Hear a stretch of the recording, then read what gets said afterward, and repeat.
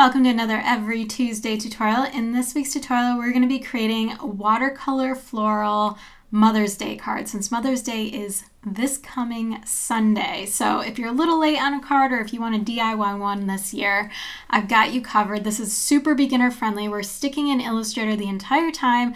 It'll be entirely print ready, and you can fit it inside any A4 size envelope. So what you see on screen is exactly what we're going to be creating. I've got all of my keyboard shortcuts on screen, so they'll be right there if you need anything. And the final result of this will look a little something like this when it's all printed out and folded up. So I'm going to walk you through all of the steps to get you there, and we're just going to hop right in and get started. These watercolor florals that we're going to be using are from my brand new watercolor leaves and florals kit.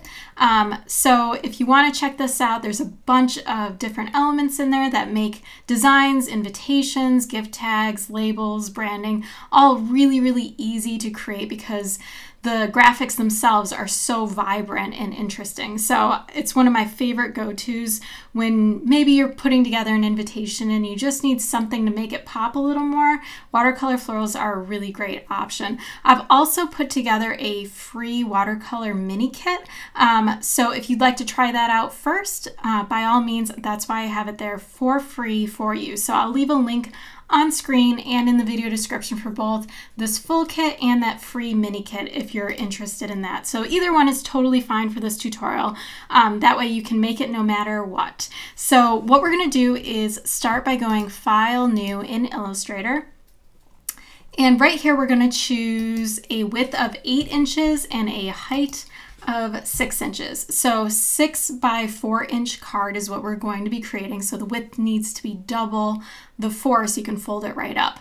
So that is going to give us a landscape orientation, and we're also going to apply a bleed. You do not need to apply a bleed if you don't plan on having a background color. You can see I've got this kind of lavender color right here, but if you don't want to color it at all, you don't have to do a bleed, but I want to show you how to use a bleed if that's something that you'd like to apply to your design. So I'm going to apply the standard print bleed is 0.125, and I'm working in CMYK right here because the intent is that we would DIY this, we'd print it at home, and most home printers do best with CMYK mode print setting. So once you have all this in here, just hit create and we are good to go. So you can see this red line right here is your bleed line. And the first thing that I like to do is just set my center. That way I kind of know where the fold's going to go. So if you don't have your rulers on, I don't have mine on right now, you can hit Command R or Control R on a PC and your rulers will show up. And if you want to drag a guideline, all you have to do is click on your left ruler, your left side ruler over here, just click and then drag and then find where your 4 is up at the top. And once you hit that mark, you can release and you'll have a guideline right here. Okay, so the next thing we're going to do is we're going to bring in our graphics because I like to eyedropper the graphics to get the other colors. That way everything kind of works really harmoniously together. So I'm going to go File, Place, and I'm going to grab one of those watercolor elements. So the bouquet that I'm using is the Floral Bouquet number 2, and it is the orange purple color combination. So there's 3 different color combinations of this bouquet. So this is the one that I'm grabbing right here, the orange purple. So I'm going to hit place, and then you're just going to click anywhere and I'll place it right in. You can see it's a little bit on the large side for this size of card. So all you have to do is hold Shift, click on a corner node and scale it down to scale it proportionally. And if you want to rotate it, like I don't want this quite at the angle that it feels like it's going, so I'm just going to turn it right here with my corner, and that's looking more straight like that. All right, that looks good. I'm going to make sure that my entire graphic is still within my card right here. All right, so we need another one of these. So all I'm going to do is hold Alt on my keyboard, click, drag. While I'm dragging, I'm holding Shift, and it'll drag it straight up. And then we just need to reflect this. That way it's not just really obvious that it's replicated right here. So all you have to do is hit O on your keyboard. You're going to choose a point of reflection. So you can see right here, it's right in the middle. So I'm just going to click here. Then I'm going to click and then hold Shift, and it will reflect it exactly over that point. So that's exactly what I need. And now I can hold Shift and just drag it up. So it's perfectly in line with my bottom one. So nice little shortcut. Okay, so if you want to drop in a background color, now is when I would do it. So in order to do that, just hit M on your keyboard for your rectangle tool. And you want to make sure that this rectangle extends all the way to the red bleed line right here. So right up in the corner, just drag it out, and you are good to go right here. So you can see it's covering all of our artwork. It's filled with white and it's got a black outline, which we don't want. So if you come over here to your color palette, you can see this filled in one is your fill, and then you've got your stroke right here. So we need to get rid of our stroke. So I'm gonna click on the stroke, and then I'm gonna hit this little none icon right here. And then I'm gonna come back to my fill because now we need to grab a color from our bouquet, but since it's on top of the bouquet we can't see it. So in order to send it to the back, you can right click, arrange, send to back, and that'll put it behind your bouquets. So now you can hit I on your keyboard for your eyedropper tool, and I'm just going to eyedropper a light purple area right here to get more lavender. And this is pretty dark for me, so I want to lighten it up even more. So I'm just going to come over here to my color palette, and I'm going to reduce my yellow down to 0. My black's already 0, which is good. Let's just make the cyan, the blue right here, at 5, and we'll change the magenta to maybe 7 to make it even lighter. Let's bring this to 4. All right. That's looking nice and light now. Or, you know, change it to whatever color you want. So now you can set in your text. So I'm just going to type out Happy Mother's Day.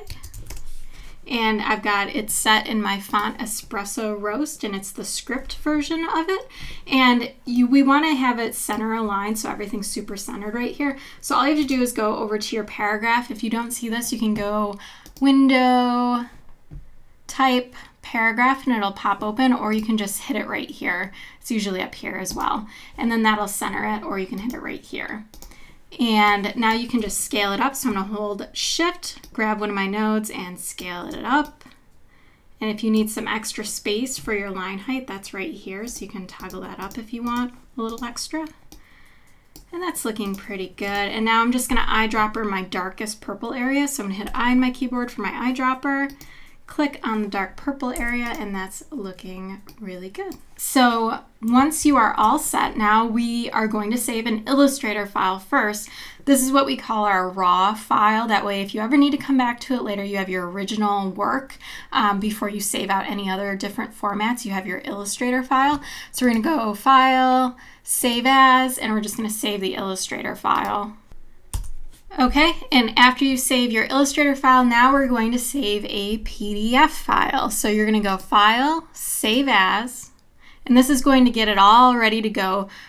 So you can print it out, and you can trim it, and you can score it, so you can fold it exactly where it needs to be folded. So that's what this part of the process is all about. So down here where it says Format, just make sure you choose Adobe PDF, and then hit Save. And then when you get this dialog box that pops open, you want to come over here to where it says Marks and Bleed. First of all, you want to make sure that your compression looks like this. So we don't want to downsample anything. We want this to be very crisp and not rasterized so much where it's degrading the quality. So just make sure yours looks like this and you'll be good. And then you want to go to Marks and Bleed, and where it says Marks, you just want to check where it says Trim Marks. And then down here where it says Bleeds, choose Use Document Bleed Settings. This part's really important, so make sure you do this. And then you're going to hit Save PDF. Okay, so the next thing we're going to do is create a brand new document that's going to be the size of our paper that we're going to run through our home printer to print this card out. So you're going to go File, New, and I'm going to use a letter size sheet of paper, which is right here. And I need it to be landscape orientation, so it's a long ways because we're going to put our PDF right on top of it, so I need to make sure that it's landscape. I don't need a bleed on this one at all, and I want to make sure I'm staying consistent with my color mode. So since I'm printing it from home, I'm changing this to CMYK. Once you have that, we are all set. So I'm going to hit Create. And now what you're going to do is just go File, Place, and you're going to choose that PDF with the trim marks that you just saved. So I've got it right here, and I'm going to place it in, and now you can see it kept the trim marks, so I know exactly where to trim this card, and I'm not going to have any weird white lines right on the edge where I trim. Now this guarantees that my color goes all the way to the edge when I trim it down, which is really important. And it actually doesn't even matter where you put this on your artboard, so you can place it wherever you want and you'll be all set. If you want a score line so you know where you're going to fold it so you're not kind of like eyeing it or anything, I have my own way of doing this. I'm sure everybody has their own way, but this is the way that I do it. It's my little shortcut. I just hit M on my keyboard for my rectangle tool, and I go from this trim line to this trim line. And you can see I've got a dot in the center right here. Let me turn on my rulers, Command R or Control R. And all I'm going to do is drag a guideline to that center point right there. So I know that's the exact center from my trim marks. So now I can delete this rectangle I drew. And now if I hit my backslash key on my keyboard, it gives me my line tool, or you can grab it over here in your toolbox. And all you have to do is click on this line, hold shift, and then just drag a straight line down and make sure you have a black stroke here and nothing for your fill. Then I'm going to hit V on my keyboard, hold Alt, click, and while you're dragging, hold shift, and it'll keep it straight. And now I've got another line right here, and if I turn off my guide, you can see now I've got my own custom score line that I have right here. You want to make sure you don't put it on the colored part of your card because you don't want to risk printing it by mistake. But when you print out this paper, nothing in the white is going to show up on your card, but you're going to have these guides where you know that this is your fold line. So you can put a ruler right along these two lines and then draw out your score mark, and then you can trim on your trim lines, and then you'll be all set and you can end up with your finished card just like this. So this is a super beginner friendly tutorial, and you can use this for any types of cards that you may have in the future. Once again, if you'd like to check out that full floral kit, I'll leave a link on screen and in the video description, as well as that free mini floral kit that I'm making available. So no matter what, you can make a Mother's Day card and follow right along. If you enjoyed this tutorial, please subscribe. I release a new design tutorial every single Tuesday. And don't forget to head on over to my blog, every-tuesday.com, for even more design tutorials and a bunch of design freebies. Thanks so much for watching, and I'll see you next week.